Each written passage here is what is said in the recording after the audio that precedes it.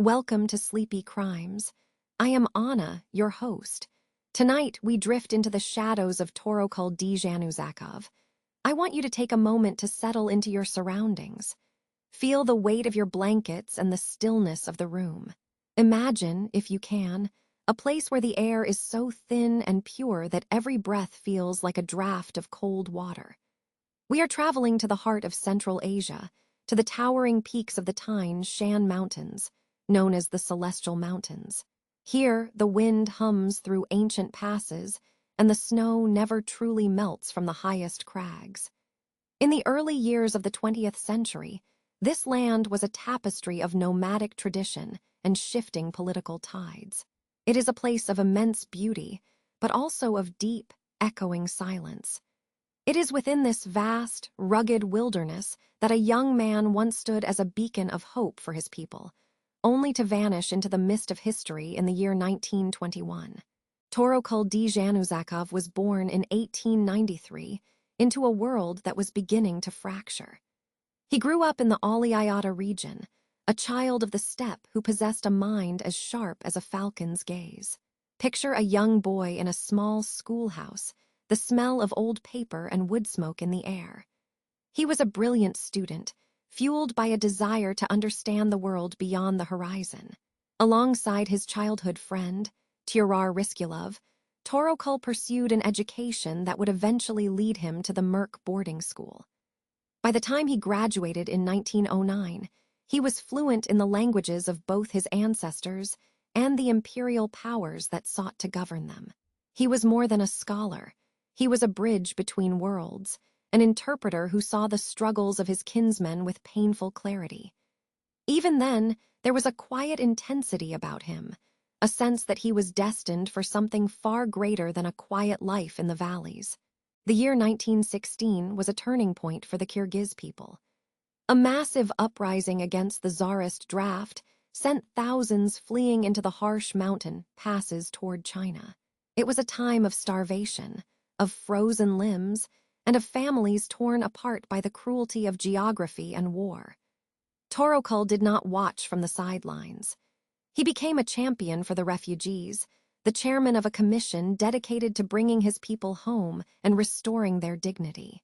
Imagine him standing in a crowded office, the flickering light of a single candle illuminating his face as he signed orders to exempt the suffering from taxes or to provide grain to the hungry. He was only in his early 20s, yet he carried the weight of a nation on his shoulders. He was a visionary who believed that his land could be autonomous, modern, and free. But the world was changing faster than even he could anticipate. The Russian Revolution had arrived, bringing with it a new kind of power and a new kind of danger. By 1920, Torokul was a high-ranking official in the Turkestan Autonomous Soviet Socialist Republic. He was a member of the secret National Union of Turkestan, a man moving through the corridors of power while harboring dreams of true independence for his people. He traveled to Baku for the Congress of the Peoples of the East, his voice joining a chorus of those seeking a future defined by their own identity. But as the Soviet state consolidated its grip, the space for independent thought began to shrink. The shadows grew longer. The Cheka, the feared secret police, watched his every move with cold, unblinking eyes. They saw his popularity, his intellect, and his unwavering commitment to his heritage as threats to the new order. The mountains that had once been his sanctuary were becoming a cage, and the air grew heavy with the scent of an approaching storm. We come now to the final months of 1921. The mountains were bathed in the pale light of autumn, and the political atmosphere was thick with paranoia. Torokul was in the Fergana region, a land of deep valleys and hidden paths. He was operating in an environment filled with Basmachi rebels and Soviet agents, a landscape where loyalty was a luxury few could afford. One evening, he simply ceased to exist in the public eye. There were no headlines, no grand farewells. There was only a void where a leader had once been. For decades, the details of his fate were buried beneath layers of official silence and whispered rumors. Some said he had escaped across the border. Others believed he had been betrayed by those he trusted most. The wilderness of Fergana is vast, and it keeps its secrets well. The snow falls over the tracks of the past, smoothing over the evidence of what truly happened on those lonely mountain roads. It was only much later that reports emerged from the dusty archives of the secret police. A telegram dated the 17th of November, 1921, spoke of a capture and a sudden, violent end. It described a detachment of soldiers who, fearing they would lose their prisoner during an attack, chose to silence him forever. At the age of only 28, the beacon in the wilderness was extinguished. But the mystery does not end with a report. To this day, the exact location of his final moments remains a whisper in the wind. Torokul Dzhanuzakov was a man who lived for the future of a land he loved, only to be consumed by the very chaos he sought to navigate. As we begin our journey into this case, think of the quiet strength it took to stand in that wilderness, and the chilling finality of a life cut short in the dark. Sleep now, and let the mountain air fill your dreams as we prepare to uncover the layers of this forgotten history. The air in Tashkent during the spring of 1920 was a mixture of hope and heavy apprehension. After the long, cold winters of the revolution, there was a sense that something new was finally taking root in the dry earth of Central Asia. To understand the tragic arc of Torokul Dzhanuzakov, we must first look at the man as he was then, a figure of immense promise, sitting in the heart of the Turkestan Autonomous Soviet Socialist Republic. He was not a man of loud proclamations, but of deep, quiet labor. In the archives, he is often described as meticulous, his eyes reflecting the vastness of the mountains he had come from. He moved through the halls of the Central Executive Committee with the grace of a scholar and the urgency of a leader who knew that the window for his people's freedom might be brief. The floors of those administrative buildings were often cold, the echoes of boots on stone a constant reminder of the military presence that underpinned the new government, but Torokul focused on the ink and the parchment. His journey had begun far from the polished desks of power. Born in 1893 in the Aliayata district, Torokul's life was intertwined with the very history of his land. He had walked the paths of the Merk boarding school alongside his childhood friend, Turar Riskulov. Imagine two young men, graduating in 1909, their minds filled with the possibilities of a century that was still young and untamed.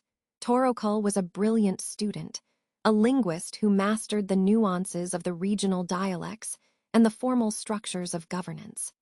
Because of his intellect, he was chosen as an interpreter for the administration, a role that placed him exactly where the old world of the Russian Empire met the ancient cultures of the Kyrgyz and Kazakh peoples. He was a bridge, learning how to translate not just words, but the needs of a nomadic heart into the language of a modern state. But the bridge was tested early.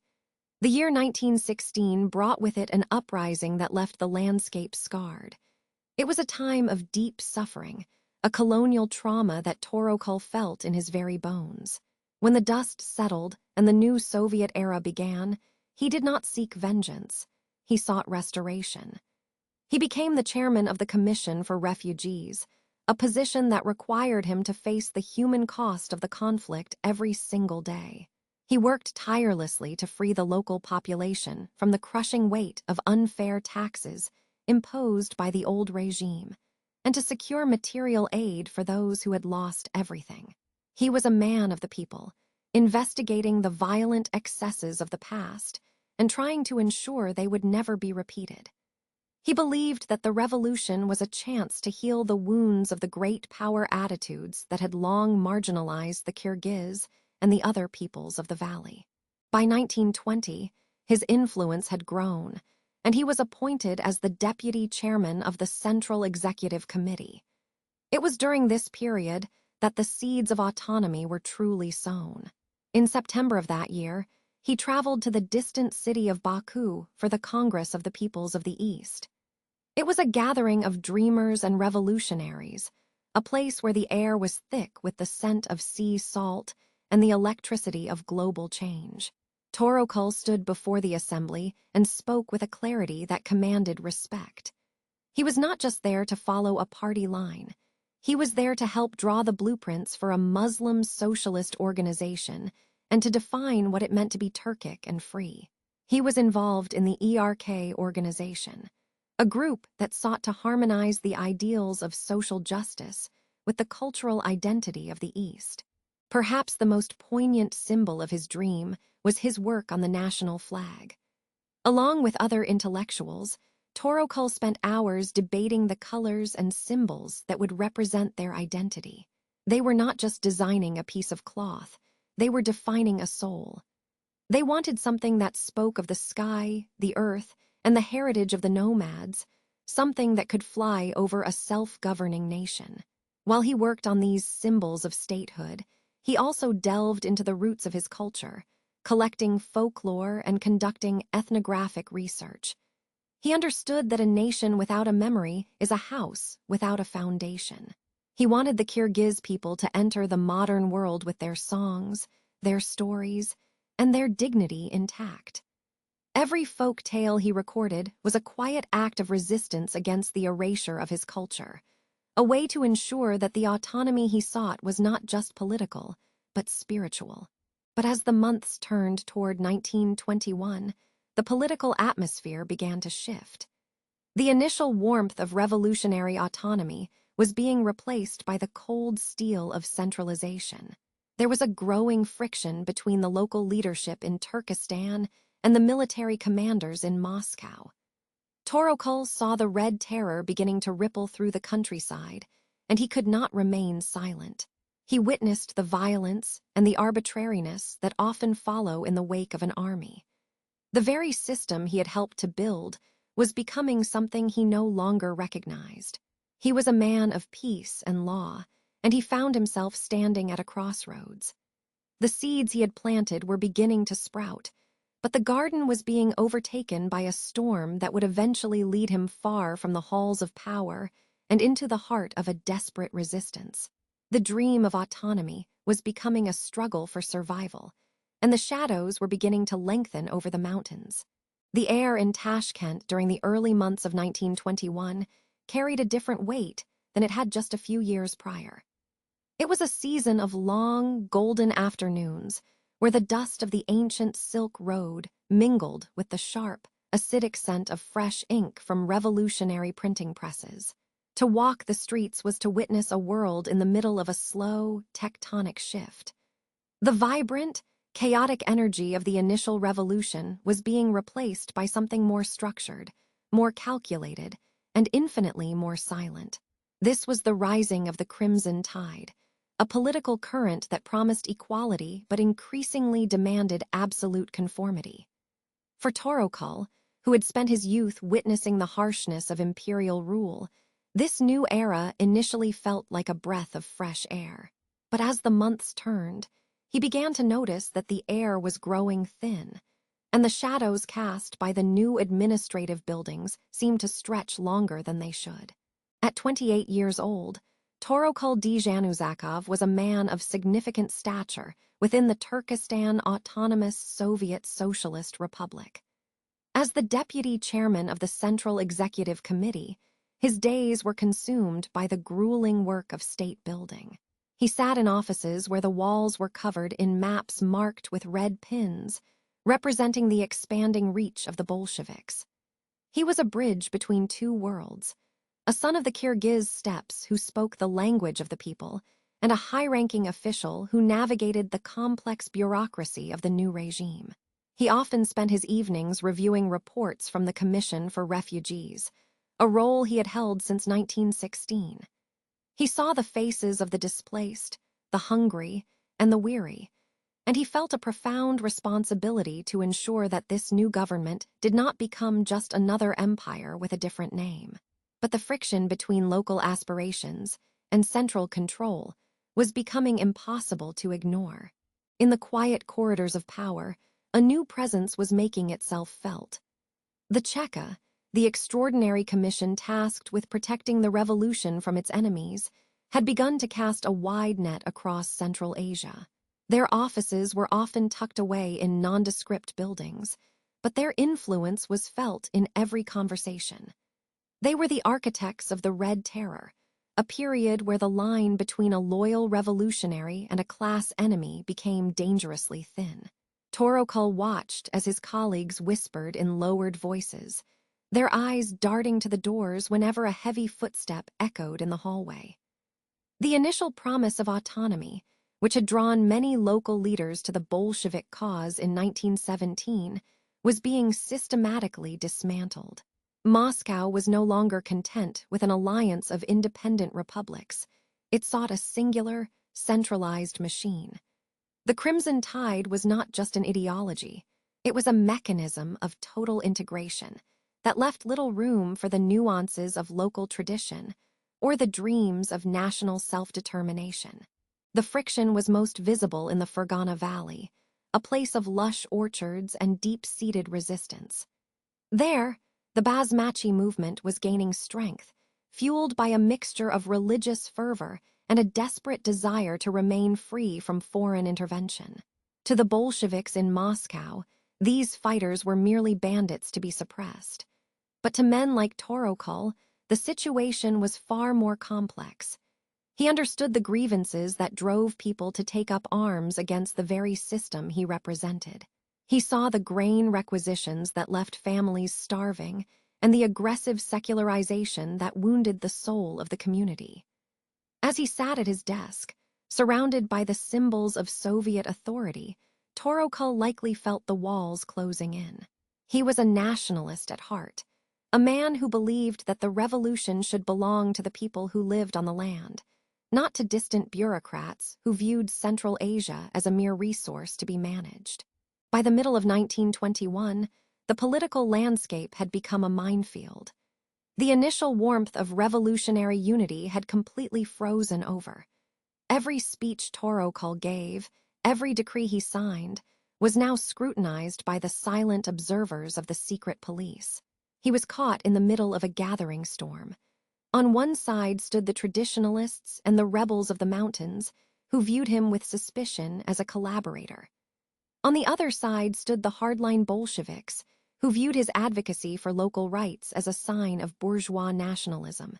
The Crimson Tide was rising, and it was becoming clear that those who tried to stand in its way would be swept beneath the surface. The atmosphere in the city was heavy, like the moments before a summer deluge, where the birds fall silent and the very light seems to change color. Torokul continued his work, but the shadow of the Cheka was now his constant companion, a silent witness to a man whose loyalties were being tested to their breaking point. The air in Tashkent during the late summer of 1921 did not move. It was a thick, heavy heat that seemed to carry the weight of the city's growing anxiety. For Torokul Dzhanuzakov, the bustling streets he once navigated with the confidence of a revolutionary leader had begun to feel like the narrow corridors of a labyrinth. Every corner turned, every tea house entered, and every hushed conversation in the marketplace felt shadowed by a presence that was as invisible as it was suffocating. The revolutionary unity that had once burned like a bright, shared flame was now a guttering candle, casting long and distorted shadows. This was the era of the hidden observer, where the state began to look inward with a cold, analytical eye, searching for the slightest hint of a fracture in the foundation of its new world. You could feel it in the way people lowered their voices when a man in a leather coat walked by, the heavy thud of boots on the pavement punctuating the silence of the evening. The All-Russian Extraordinary Commission, better known as the Cheka, had established its roots deep within the soil of Turkestan. Their offices were places of flickering low-wattage bulbs and the incessant, rhythmic clacking of typewriters. Inside these rooms, the world was reduced to paper and ink. Every person of influence had a file, and Torokul's file was growing thicker by the day. Imagine the scene.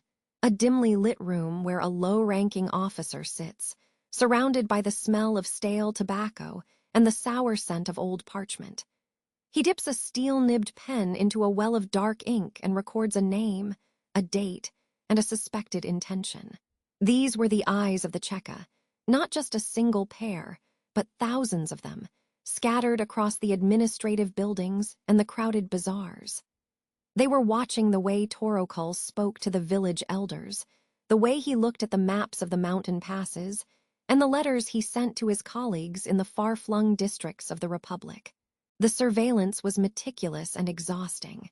It was not just about where Torokul went, but who he failed to avoid. Informants, often driven by fear or the promise of extra rations, reported on his every mood. They noted when he seemed too sympathetic to the plight of the refugees from the upheaval of 1916, or when his defense of local traditions seemed to outweigh his commitment to the centralized directives from Moscow. The state began to weave a narrative, a tapestry of suspicion where every thread was a perceived slight against the revolution. In the quiet of his own home, Torokul must have felt the walls closing in.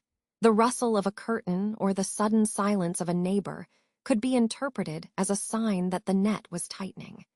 He was a man of 28 years, holding the immense responsibility of the deputy chairmanship, yet he was being hunted within the very system he helped to build. The allegations began to take a formal, chilling shape. The word nationalist was used frequently in the secret reports, whispered like a curse in the hallways of power. To the Cheka, nationalism was a poison, a sign that one's loyalty was divided between the soil of their ancestors and the abstract ideals of the international proletariat. They accused him of pan-Turkism, a charge that suggested he dreamed of a unified land that transcended the borders the Soviet state was so carefully drawing. These were not just political disagreements.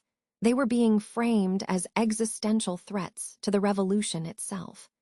The state looked at his work with the Commission for Refugees and saw not a humanitarian effort, but a cover for building a private network of loyalists. Every act of governance was re-examined through a lens of deep-seated paranoia, transforming his achievements into evidence of a hidden, treacherous agenda. Perhaps the most dangerous allegation of all was the whispered connection to the Basmachi. In the rugged mountains and the vast Fergana Valley, the Basmachi movement was a persistent, thorn-like insurgency against Soviet rule.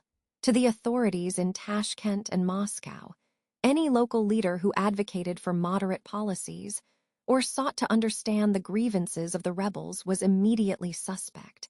The Cheka's reports began to suggest that Torokul was not merely a statesman, but a secret conduit for the bandits. They claimed he was providing intelligence, or perhaps even resources, to the men in the hills who fought under the banner of independence. There was no public trial, no presentation of evidence to a jury of his peers. Instead, there were only these growing dossiers, filled with hearsay and the twisted interpretations of secret agents. The tragedy was that his very efforts to bring peace and stability to the region were being used as the primary justification for his removal. By the autumn of 1921, the isolation of Torokul Dzhanuzakov was nearly complete. Former allies, sensing the predatory gaze of the Cheka turning toward him, began to distance themselves. Invitations ceased. Conversations ended abruptly when he entered a room. He was becoming a ghost before he had even been taken. The eyes of the Cheka were no longer just watching, they were waiting. They waited for the right moment of vulnerability, the perfect justification to move from observation to action. The psychological toll of living under such a persistent, silent threat is almost impossible to grasp. It is a slow, grinding erosion of the soul. As the sun set over the minarets of the old city, the shadows grew longer, and the feeling of a trap being set became an undeniable reality. The state had decided that Torokul was a problem that could no longer be managed through bureaucracy alone. The eyes were wide open, and the long, cold night of the secret police was about to begin. The transition from the polished halls of power to the desperate silence of the fugitive's path was not a sudden explosion, but a slow, chilling realization. In the autumn of 1921, The air within the administrative offices of the Turkestan Republic had changed. It was no longer filled with the heat of revolutionary zeal, but with the cold, metallic scent of suspicion. Torokul Dzhanuzakov, once the deputy chairman and a voice of hope for his people, began to notice the way voices would drop when he entered a room. The letters on his desk were thinner, the eyes of the couriers more darting. He was only 28 years old, yet he carried the weight of a nation on his shoulders and a target on his back. He knew the Cheka was no longer just watching him. They were weaving a web of shadows that was slowly tightening around his every move. The moment of departure arrived under a moonless sky, where the stars seemed like distant, cold witnesses to his exile. He left behind the titles and the prestige, carrying only what was essential for survival and the heavy leather briefcase that contained his most sensitive correspondence. This briefcase was more than just a collection of papers. It was the documented heart of his resistance, the evidence of his efforts to protect the refugees of the 1916 uprising and his dreams of an autonomous Turkestan. As he slipped through the darkened outskirts of the city, the only sound was the muffled crunch of his boots on the dry earth. He felt the immense presence of the mountains ahead, the great Tine Shan, rising like ancient judges against the horizon, offering both the promise of a sanctuary and the threat of a frozen grave. The ascent into the mountain ranges was a test of spirit and bone. The rhythmic beat of the horses' hooves against the frost-hardened earth became the only clock he had left to follow. As the altitude increased, the air became a sharp, crystalline thing, biting at the edges of his heavy wool coat and frosting the whiskers of his beard.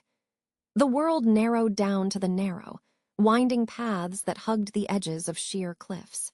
Below, the valleys were filled with a thick, violet mist, hiding the world he once knew. He rode through the silence of the pine forests, where the trees stood like tall, dark sentinels. Each snap of a twig or rustle of a nocturnal creature sent a jolt of adrenaline through his tired frame. He was a man out of time, fleeing the very revolution he had helped to shape, moving toward a destiny that felt as uncertain as the shifting snow beneath his horse's feet. The journey took a harrowing turn when he reached the banks of a mountain river, its waters swollen and dark with the melt of early snow. It was here that the fragility of his escape was most deeply felt. In a moment of frantic crossing, the current lashed out against his horse, a powerful, churning force that threatened to pull them both into the depths. During the struggle, the leather briefcase, the vessel of his secrets and his hopes, was torn from his grasp. He watched in a silent, agonizing terror as the river swallowed it whole, the dark water closing over his life's work. The loss was a physical blow, leaving him feeling hollowed out and exposed. Without those papers, he was no longer a statesman with a cause. He was a ghost in the mountains, a man stripped of his past and fleeing toward a future that was rapidly shrinking. Descending from the high passes, the landscape began to change as he entered the Fergana Valley. It was a place of deceptive beauty, where the lush greenery and the warmth of the lowlands masked the volatility of the conflict raging within it. The Fergana was the heart of the Basmachi resistance, a patchwork of loyalties and hidden camps. To Torokul, the valley felt like a labyrinth. He moved through the orchards and the small villages with a heightened sense of awareness, knowing that while he was among friends, the eyes of the Cheka agents were everywhere. The air here was thicker, smelling of damp earth and wood smoke, a stark contrast to the sterile cold of the peaks. He sought out the rebel leaders, hoping to find a way to salvage what remained of the movement, but the shadows of the pursuit were lengthening with every passing hour. By the middle of November, the pursuit reached a fever pitch. Reports from the Cheka agents indicated that they were closing in, tracking him through the rugged terrain with a relentless, predatory patience. Torokul could feel the presence of his hunters in the way. The wind seemed to carry the sound of distant riders, and the way the locals looked at him with a mixture of reverence and fear. He spent his nights in secluded huts, the flickering light of a single candle casting long, dancing shadows on the walls. He was tired, his body aching from weeks of flight, but his mind remained sharp, tethered to the belief that his struggle still mattered. Little did he know that the net was already cast, and the final chapter of his journey was drawing near, set against the backdrop of a valley that had become both his refuge and his cage. The air in the high passes of the Alay Mountains has a way of thinning the soul, stripping away the pretenses of the city until only the rawest version of a man remains. By the time the calendar turned toward the final months of 1921, Torokul Dzhanuzakov had fully shed the skin of the Soviet bureaucrat. Gone were the ironed collars and the ink-stained fingers of a deputy chairman. In their place were the heavy wools of the mountain nomad and the constant, rhythmic creak of saddle leather. He had become a ghost in his own land, a shadow moving through the jagged limestone peaks and the deep, violet-hued valleys of the Fergana region. As the sun dipped behind the ridges, casting long, skeletal shadows across the scree, Torokul would sit by small, smokeless fires, listening to the distant whinny of horses and the low, guttural murmurs of men who had traded their plows for rifles. The transition was not merely physical. It was a profound descent into the ancient heart of the steppe, where the authority of a distant Moscow held no weight against the biting wind and the silent loyalty of the mountain tribes. His alignment with the Basmachi movement was born of a desperate, flickering hope for a unified Turkestan. To the Soviet authorities, he was a traitor, a man of high standing who had defected to lead a band of brigands. But in the hidden encampments, he was something far more complex. He was the intellectual bridge, the man who could take the localized, boiling anger of the villagers and forge it into a grander political vision. He spent his nights in low-slung yurts, the air thick with the scent of mutton fat, unwashed wool, and the sharp, medicinal tang of crushed juniper. By the light of a single flickering oil lamp, he would spread out maps that were beginning to fray at the edges, tracing the mountain paths that bypassed the Soviet garrisons. He spoke of the Turkestan National Union, a secret society that aimed to bind the disparate rebel groups under one banner. It was a monumental task. The rebels were as varied as the terrain itself, ranging from devout religious scholars to local chieftains who had known only the law of the blade for generations. The geography of his resistance was a masterclass in survival. The Fergana Valley, with its lush riverbeds and labyrinthine villages, provided a perfect stage for a leader in the shadows. Torokul knew these lands not just as a strategist, but as a son of the soil. He coordinated hit-and-run attacks that left the Red Army frustrated and blind, striking at supply lines before vanishing into the mountain mists. He instructed his messengers to move only at twilight, using the blue hour to slip past the checkpoints. Every village became a potential sanctuary or a potential trap. He relied on a network of informants who communicated through seemingly mundane signals. A certain color of fabric draped over a fence, or the specific rhythm of a shepherd's whistle. The silence of the steppe was his greatest ally, a vast, open expanse that swallowed the sounds of movement, leaving the Cheka agents to chase little more than the echoes of hoofbeats on stone. But the pressure was mounting. The Soviet secret police, the Cheka, had intensified their efforts, realizing that Torokul was the intellectual engine of the southern resistance. They began to tighten the net, offering rewards of silver and grain to any who would whisper his location. In the quiet moments before dawn, Torokul must have felt the walls of the world narrowing. The vastness of the mountains, once a symbol of freedom, now felt like a sprawling, open-air prison. He spent fewer nights in the same place, often sleeping with his boots on and his hand resting on the hilt of his weapon. The physical toll was visible in the hollows of his cheeks, and the way his eyes constantly searched the horizon for the telltale dust clouds of an approaching cavalry. Yet, his resolve seemed to harden with the cold. He began to draft the bylaws for a new national union, envisioning a flag with a white crescent that would fly over a liberated land. He was a man living in the future, while the present sought to bury him. The isolation of his position was perhaps his heaviest burden. While he organized the resistance, he was acutely aware that the very revolution he once served was now turning its full, mechanized fury against him. He saw the irony in his situation. A man of the people, now hunted by the very party that claimed to represent them. The letters he received from his few remaining allies in the cities were filled with warnings of arrests and executions. The names of his friends were being crossed off the rolls of the living, one by one. In the solitude of the high camps, with only the stars of the Central Asian sky for company, the silence was often broken by the mournful sound of a khamas, its strings weeping a melody that felt like a requiem for a world that was being forcibly erased. He was a leader, yes, but he was also a man watching the light of his homeland's autonomy flicker and fade, even as he fought to keep the flame alive with every breath he took in the thin, cold air. As the winter of 1921 deepened, the reports from the front lines became more dire. The Soviet forces were no longer just holding the cities. They were pushing into the rural heartlands with a renewed, ruthless efficiency. Torokul's movements became even more erratic, his path a jagged line through the most inaccessible parts of the Fergana Oblast. He was no longer just a leader in the shadows. He was a fugitive in a landscape that was slowly being mapped and mastered by his enemies. Every morning that he woke to the sight of the sun hitting the peaks was a small victory, a temporary reprieve from the inevitable conclusion that seemed to be drawing closer with every passing day. He continued to plan, to organize, and to dream, but the shadows were growing longer, and the silence of the mountains was becoming a heavy, expectant weight.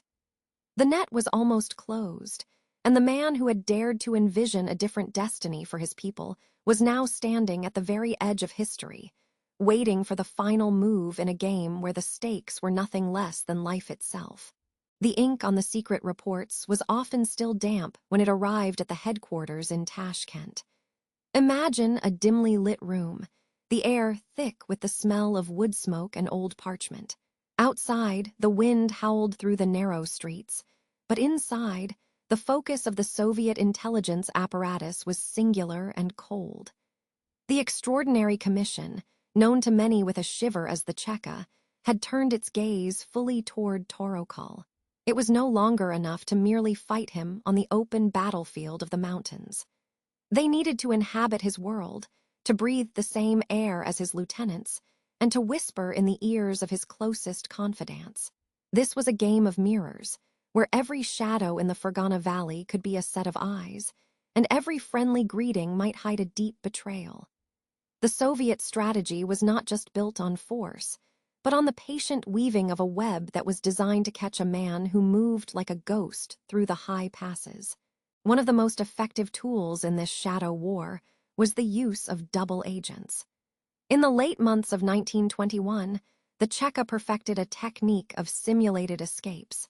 They had recruited a man from among the arrested resistance fighters, a man whose name has been lost to the dust of the archives, but whose actions altered the course of history.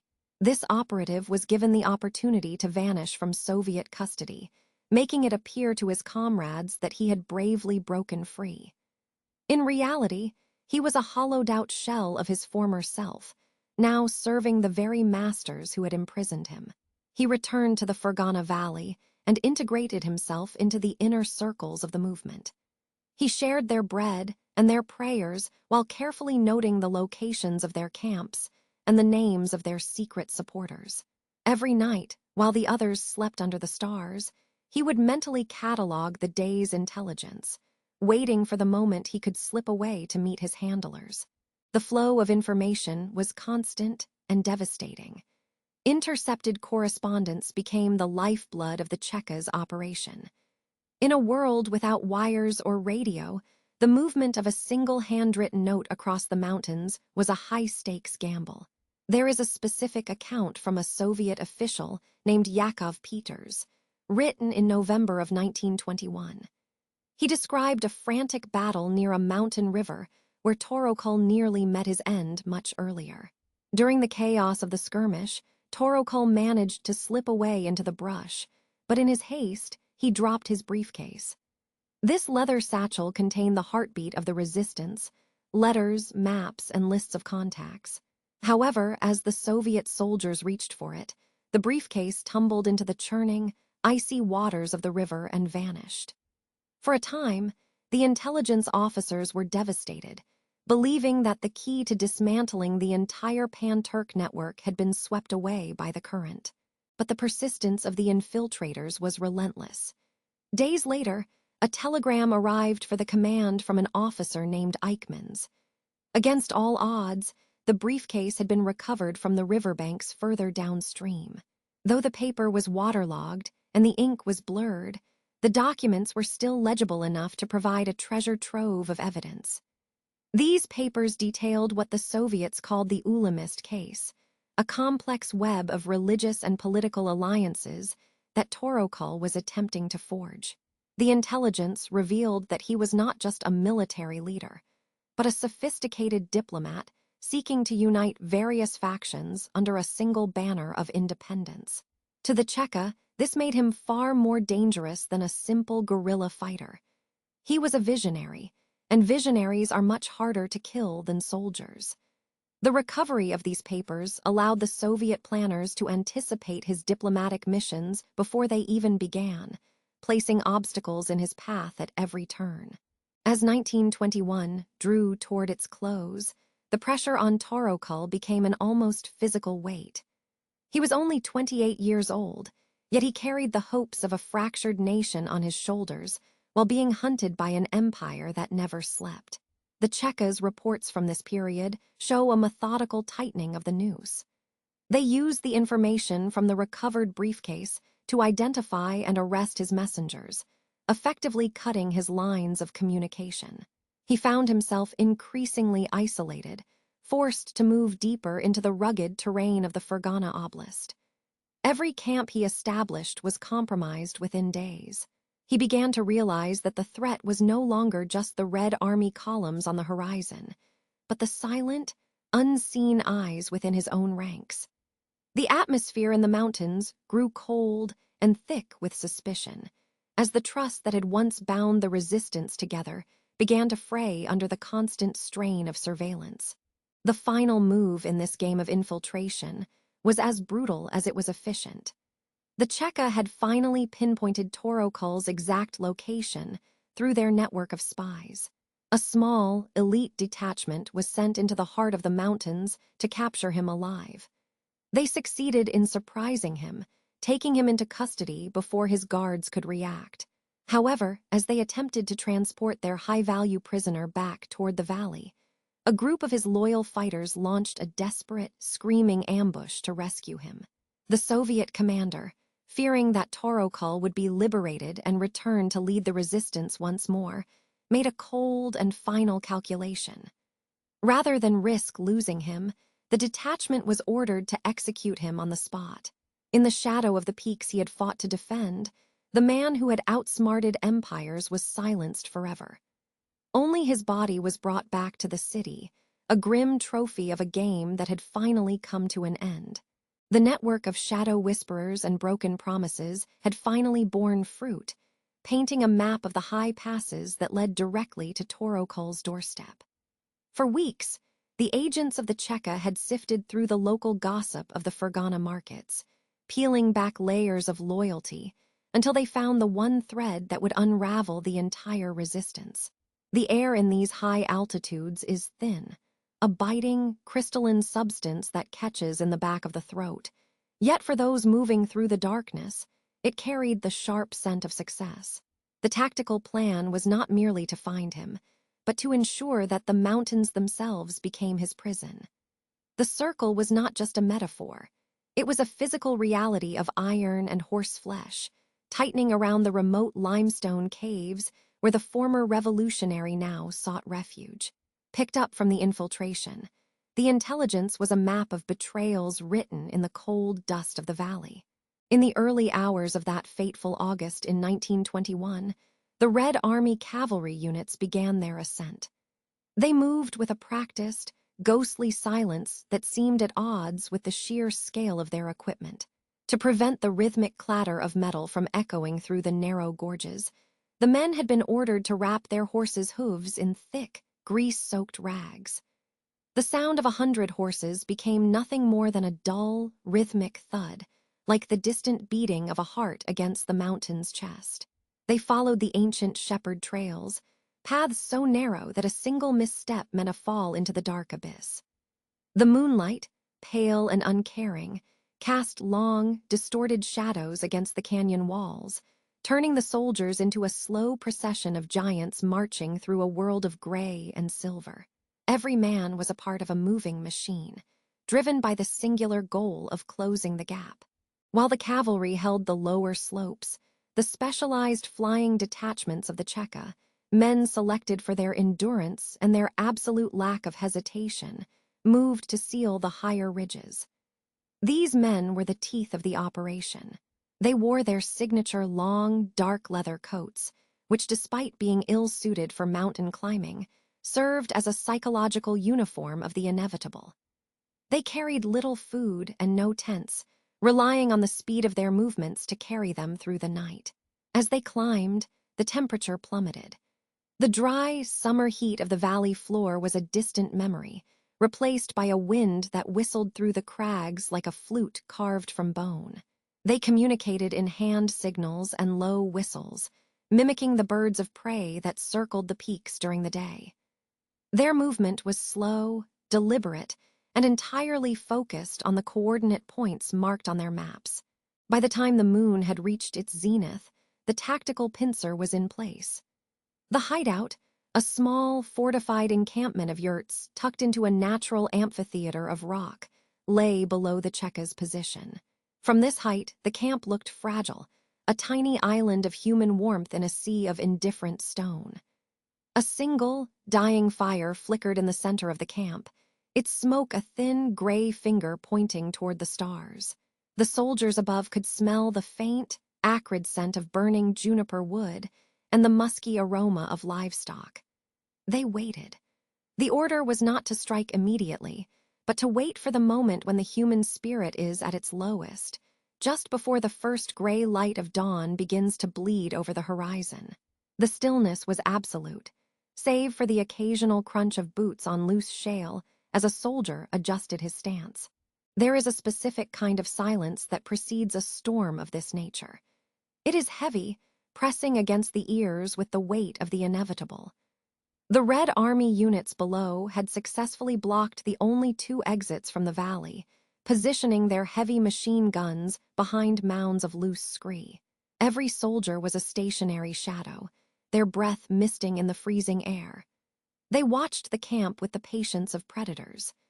Inside those felt tents, Torokul and his remaining followers were likely dreaming of a resistance that was already over, unaware that every mountain pass they considered an escape route was now bristling with bayonets.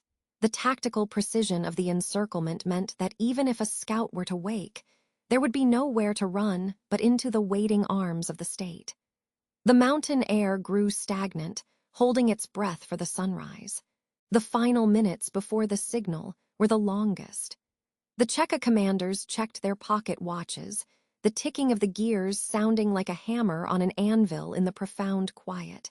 They looked down at the encampment, identifying the specific yurt where intelligence suggested Torokul lay sleeping. The strategy was surgical. They would not simply descend in a chaotic charge. They would flood the basin from all sides simultaneously, a literal closing of the circle that would leave no room for a last stand. The mountains, which had served as Torokul's most loyal protectors for so many months, had finally been mastered by the relentless logistics of the Red Army. The air grew colder, the sky turned a bruised, deep purple, and the first bird of the morning let out a sharp, solitary cry. The wait was over, and the final tactical shift was about to transform the silence into the roar of history. The metal lids of the pocket watches snapped shut with a series of sharp, mechanical clicks that seemed to ripple through the thin mountain air. It was the only warning Torokul and his men received. In the valley of the Sulu Terek, The world had been a palette of dusty reds and deep ochres. But as the sun dipped behind the jagged peaks of the Boom Canyon, the shadows stretched out like long, dark fingers reaching across the ravine. The stream, known by the locals as the Cold Stream, lived up to its name. Even in the height of the season, the water that trickled over the smooth river stones felt like liquid ice, a glacial runoff that numbed the ankles of the horses as they stepped tentatively through the current. Torokul sat high in his saddle, his eyes scanning the ridgeline, unaware that the eyes of the Cheka were already fixed upon the silver embroidery of his traditional coat. The silence of the canyon was heavy, weighted with the history of 1,000 years. Yet in 1921, that silence was about to be shattered by the arrival of a new, uncompromising era. The ambush was laid with the terrifying precision for which the secret police had become known. They had positioned themselves along the crumbling limestone shelves that overhung the narrowest part of the passage. From their vantage point, the Chekists looked down upon the small party as if they were insects in a jar. The commander of the detachment, a man whose heart had been hardened by years of civil war, raised a single hand. He watched the way Torokul adjusted his grip on the reins, the way the young leader, only 28 years old, leaned forward to speak a word of encouragement to his companion. There was a tragic beauty to the scene. The red cliffs glowed with a final, dying radiance, and the sound of the water was a rhythmic, soothing lullaby. But then the commander's hand dropped. A single whistle pierced the air, a high, lonely sound that echoed off the canyon walls and sent a flock of mountain birds screaming into the sky. It was the signal that the time for waiting had ended. The first volley of fire erupted not from the front, but from the rear, cutting off the path of retreat back toward the wider valley. The sound was deafening, amplified 10 times over by the natural acoustics of the stone corridor. Torokul's horse reared, its hooves splashing violently in the shallow, freezing water of the cold stream. Droplets of water, illuminated by the fading light, hung in the air like diamonds before being trampled back into the mud. He tried to draw his weapon, but the sheer volume of the assault was overwhelming. The Cheka had brought not just rifles, but a determination to ensure that the deputy chairman of the old council would never leave this gorge alive. Smoke began to fill the narrow space, a bitter gray fog that smelled of sulfur and burnt powder, mixing with the damp scent of the river. One by one, Torokul's guards fell, their bodies slumping into the stream where the water immediately began to wash away the crimson stains, carrying the evidence of the struggle downstream toward the lower plains. Torokul managed to dismount, seeking cover behind a large, moss-covered boulder near the water's edge. His breath came in ragged gasps, white plumes of steam forming in the cooling evening air. He could hear the shouts of the Chekists now, their boots crunching on the gravel as they began their descent from the ridges. They moved with a slow, predatory confidence, knowing their prey was cornered. The cold stream continued to flow beside him, indifferent to the political upheaval and the personal tragedy unfolding on its banks. He looked at his hands, which were shaking not from fear, but from the biting chill of the mountain. He had spent his short life trying to navigate the shifting sands of Turkestan's independence, moving from the halls of Soviet power to the rugged life of a resistance leader. Now, the walls of the canyon seemed to be closing in, the ancient stone witnessing the final act of a man who had dreamed of a different future for his people. The red rocks, once beautiful, now felt like the walls of a tomb. As the Cheka detachment reached the floor of the canyon, the shooting tapered off into sporadic pops, replaced by the heavy, rhythmic thud of approaching footsteps. The commander stepped forward, his long leather coat sweeping through the dust. He did not call for a surrender. In the archives of 1921, there was little room for mercy for those deemed enemies of the revolution. Torokul looked up from behind the rock, the spray from the stream dampening his face. He saw the faces of the men, many of whom were barely older than himself, their features obscured by the growing twilight. There was no grand dialogue, no final exchange of ideologies.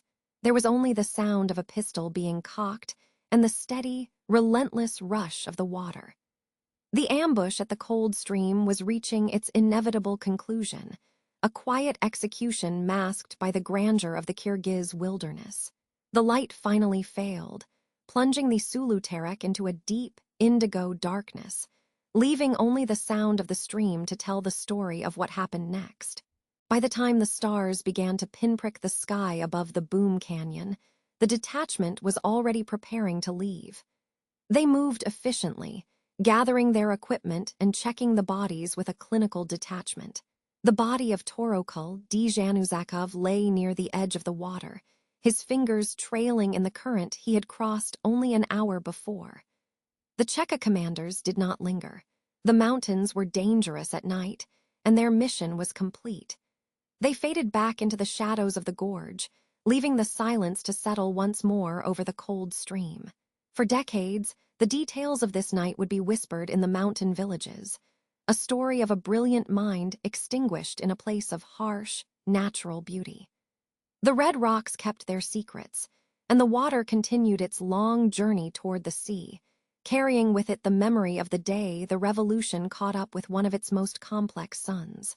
The air grew still, the smoke dissipated, and the only sound remaining was the eternal, icy trickle of the stream against the stones.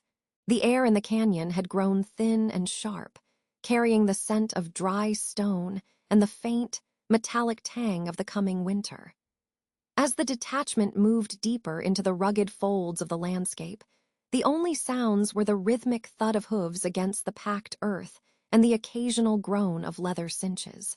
Torokul sat tall in his saddle, despite the heavy iron shackles that bit into his wrists. His eyes, though tired from days of interrogation and travel, remained fixed on the horizon where the mountains met the deep indigo of the night. He knew this land. He had spent his life fighting for its soul, and now it felt as though the very rocks were watching him in a heavy, expectant silence.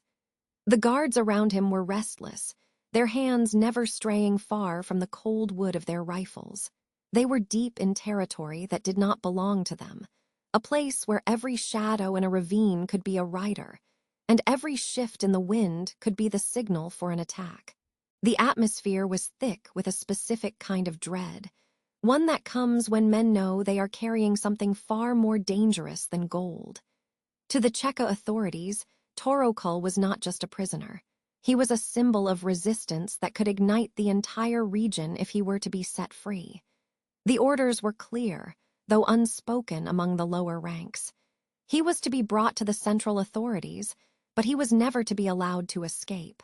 As the moon rose, casting long, skeletal shadows across the path, the commanding officer glanced back at Torokul. The politician's silence was more unnerving than any protest. It was the silence of a man who had already made peace with the variables of fate. 1921 had been a year of fire and blood, and for a man of 28, Torokul carried the weight of an entire nation's struggle behind his brow. Suddenly, a sharp crack echoed through the canyon, shattering the stillness like a mirror hit by a stone. It was followed by another, and then the distinct, rolling thunder of hoofbeats from the ridges above. The guards panicked, their horses rearing and whinnying in the dark. The Basmachi were here. In the chaos of the first few moments, the air was filled with the shouts of men and the orange flash of muzzles in the darkness. Torokul felt the surge of hope, a visceral pull toward the possibility of rescue. He kicked his heels into the flanks of his horse, attempting to steer the animal toward the tree line, but a heavy hand grabbed the bridle. The detachment leader's face was pale in the moonlight, his eyes wide with a desperate, singular focus. He looked at the chaos, then at the prisoner, and finally at the rugged terrain that offered no easy retreat. The decision was made in a heartbeat, a cold calculation that prioritized the silence of a grave over the risk of a living martyr. There was no formal reading of a sentence, no courtroom with mahogany benches or black-robed judges. The sentence was carried out in the dirt of a narrow pass, amidst the smoke of a skirmish. A single shot rang out, closer and louder than the rest, cutting through the din of the surrounding battle. Torokul slumped forward, his body suddenly heavy against the horse's neck. The life that had been dedicated to the liberation of his people flickered out in a moment of cold, pragmatic violence. The guards did not wait to see if the basmachi would break through. They worked with a terrifying efficiency, dragging the body into a shallow depression hidden by a cluster of jagged rocks and scrub brush. They buried him quickly, using the butt ends of their rifles to pack down the earth and scattering loose stones over the mound to disguise the fresh soil. They needed him to vanish, to become a ghost in the annals of history rather than a monument in the town square. By the time the attacking forces reached the path, the detachment had melted away into the shadows of the lower valley, leaving behind only the cooling embers of a campfire and a patch of ground that looked like any other part of the wild steppe. The secret was kept with an iron grip. For years, the exact location of his final moments would remain a mystery, a blank space in the map of the revolution. They believed that by hiding his body, they could kill his influence, but memory is a stubborn thing, growing even in the most barren and secretive of places. As the dawn began to touch the peaks with a pale, ghostly light, the canyon returned to its ancient slumber. The wind swept through the passes, erasing the tracks of the horses and the scent of the struggle. Torokul was gone, but the silence he left behind was loud, a heavy presence that would haunt the region for decades to come. The authorities would report his death as an unfortunate casualty of war, a footnote in a larger campaign, yet the people would whisper his name in the safety of their homes. The earth held him now, a secret kept by the very mountains he had loved. The sentence had been carried out, the physical man was no more, but the shadow of the man remained, etched forever into the cold, hard stone of the canyon floor.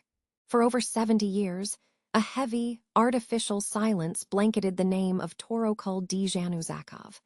It was not merely the silence of a life ended, but a deliberate, systemic effort to dissolve a man into the ether.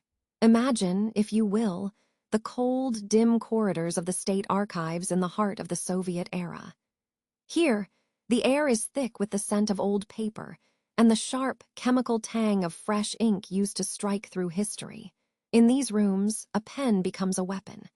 With a single, calculated line of black ink, a revolutionary leader, a protector of refugees, and a father is transformed into a ghost. This was the erasure of memory, a slow and methodical burial that took place not in the earth, but in the pages of books and the minds of the people. The process began almost immediately after his death in 1921. Torokul was only 28 years old when the light was extinguished from his eyes, yet the state feared him more in death than they had in life. To the authorities, he was a symbol of resistance that could not be allowed to persist. They did not just want him gone, they wanted him never to have existed.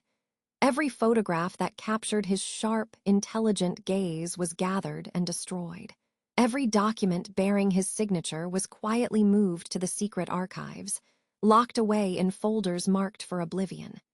The history books were rewritten, and where his name once stood at the forefront of the Turkestan Republic, there was now only a hollow space, a void that the public was forbidden to fill. Consider the psychological weight of this enforced amnesia. For 7 decades, the people of the Issyk-Kul and Chai valleys lived in a world where a man who had fought for their survival was legally a non-person. The children grew into adults without ever hearing the name of the man who had investigated the brutal massacres of 1916, seeking justice for the hundreds of unarmed villagers who had been lost. The state understood that to control the present, they had to dominate the past. They transformed the landscape into a map of secrets. The very soil beneath the feet of the people held the truth, but the government held the shovel, and they kept it buried deep. The secret burial site was perhaps the cruelest part of this erasure. In many cultures, the grave is a place of connection, a physical anchor for memory. By keeping Torokul's final resting place a state secret, the authorities denied his family even the comfort of a headstone. His widow and his children lived in the shadow of a missing person, a man whose fate was whispered about in the dead of night but never spoken of during the day. Can you feel the tension in those quiet households? The way the breath hitches when a name almost slips out? To speak of him was to invite the gaze of the secret police, to risk being erased oneself. The silence was not just a lack of sound. It was a physical pressure, a weight on the chest of every survivor. As the decades passed, the 1930s turned into the 1950s, and then the 1970s. The ink on the redacted files dried and cracked. Generations were born who knew nothing of the young man who had once been the deputy chairman of the Central Executive Committee. The erasure seemed complete. The state had succeeded in creating a reality where Torokul Dzhanuzakov was a myth, a ghost story told by a few aging souls who refused to forget. But memory is a stubborn thing. It is like the wildflowers that grow through the cracks in the pavement, persistent and unyielding. Even as the state built its massive monuments to progress, the quiet truth of Torokul's life remained, waiting for the wind to change. It was not until the end of the 20th century, as the Soviet Union began to fracture and the iron grip on the archives loosened, that the veil finally began to lift. In the late 1980s and early 1990s, researchers began to sift through the dust of the secret files. They found the reports from the Cheka, the accounts of the ambush in 1921, and the cold descriptions of a body left in an unmarked grave in the Fergana region. The erasure was finally being undone, one document at a time. The black ink was being scraped away, revealing the name that had been hidden for so long. Torokul was returning from the shadows, step by slow step, reclaimed by a history that had tried so hard to forget him. Tonight, as we reflect on this long period of enforced darkness, we recognize that the true crime was not only the killing of a man, but the attempt to murder his memory. The landscape of the mind is just as vast as the mountains of Kyrgyzstan, and for 70 years, a large part of that landscape was intentionally left blank. But as we continue our journey into the night, we see that the light of truth has a way of finding its way back, even across 70 years of silence. The mountains still stand, the wind still whispers, and finally the name of Torokul Dzhanuzakov is spoken aloud once more, no longer a secret, but a legacy restored to the earth. The mountains of Kyrgyzstan do not give up their secrets easily. Up in the high pastures, where the air is thin and carries the scent of wild sage and ancient dust, the earth holds a heavy silence. For over a century, the peaks of the Tyne Shan have stood as silent sentinels over a mystery that spans generations. We are looking for a man who was lost to the soil in 1921. Torokul Dzhanuzakov was not merely a politician or a leader. To many, he was the heartbeat of a burgeoning national identity. But when the winds of revolution turned into a freezing gale, he vanished. The earth in the Aktala region is hard and unforgiving, a mosaic of stone and frozen history that has spent decades whispering a name that the official records tried to erase. Tonight, we listen to those whispers, the voices from the earth that refuse to be quieted any longer. In the autumn of 1921, Torokul was only 28 years old. He was a man of immense intellect, a bridge between the old world of the steppes and the new, turbulent political landscape of the 20th century. When he was killed, reportedly on the orders of the secret police, the goal was not just to end his life, but to delete his existence from the collective memory. The Cheka knew that a grave can become a shrine, and so they ensured there would be no grave to find. They buried him in the dark, in an unmarked stretch of the Narin wilderness, leaving only the cold stars to witness his final resting place. For 70 years, the Soviet era imposed a stifling blanket of amnesia. To speak his name was dangerous. To search for his remains was unthinkable. He became a ghost, a shadow moving through the archives, labeled only as a bandit or a rebel by those who held the pen of history. But ghosts have a way of returning when the light changes. When Kyrgyzstan claimed its sovereignty in 1991, the air began to clear. The heavy curtains of the past were pulled back, and a new generation of historians and descendants began to walk the rugged terrain of the South, looking for the physical truth of what happened to Torokul. Imagine the scene. Small groups of researchers, equipped with nothing but old maps and the fading memories of centenarians, kneeling in the dirt. They were searching for a disruption in the soil, a patch of ground that felt different from the rest. They interviewed the sons and daughters of those who were children in 1921, hoping for a fragment of a story passed down in a whisper by a grandfather who saw a group of men riding into the canyon under the cover of a moonless night. These modern efforts are more than archaeological. They are a form of spiritual healing for a nation that was forced to forget its own fathers. The search has led them to remote areas near the village of Aktala, where the river carves deep through the limestone. Here, the ground is a witness. Every stone turned over by a researcher represents a refusal to let the crime of erasure succeed. There is a profound weight to this work. They look for the texture of decayed wood, the glint of a button, or the specific density of bone that has been cradled by the Kyrgyz soil for over 100 years. While the physical remains of Torokul Dzhanuzakov have remained elusive, hidden perhaps by the shifting silt of the river or the deep roots of the mountain pines, the search itself has restored his legacy. In the absence of a body, the people have built a monument of memory. His name is no longer a secret. It is spoken in the halls of government and taught in schools, a fundamental thread in the tapestry of the 1916 uprising and the long walk toward independence. As we stand on the precipice of the present, we see that the true crime was the attempt to steal the dignity of a death. To be denied a burial is to be denied a place in the story of one's people.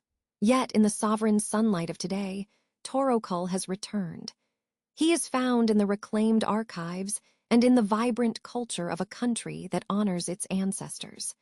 The voices from the earth are no longer muffled by the weight of the state. They are clear and resonant. They tell us that no matter how deep a secret is buried, the truth has a patient, persistent life of its own. It grows like the grass on the mountainside, eventually breaking through the hardest crust. We may never hold the physical evidence of his final moments, but we hold the meaning of his life. The restoration is complete in the hearts of those who remember. The sun sets now over the Tine Shan, casting long, purple shadows across the valleys where Torokul once walked. The air grows cold, and the stars begin to flicker one by one, mirroring the lights of the small villages below. The landscape is peaceful, a vast cradle for all the secrets it still keeps. We leave this story here, in the quiet of the high altitudes, knowing that the light of truth has reached the darkest corners of the past.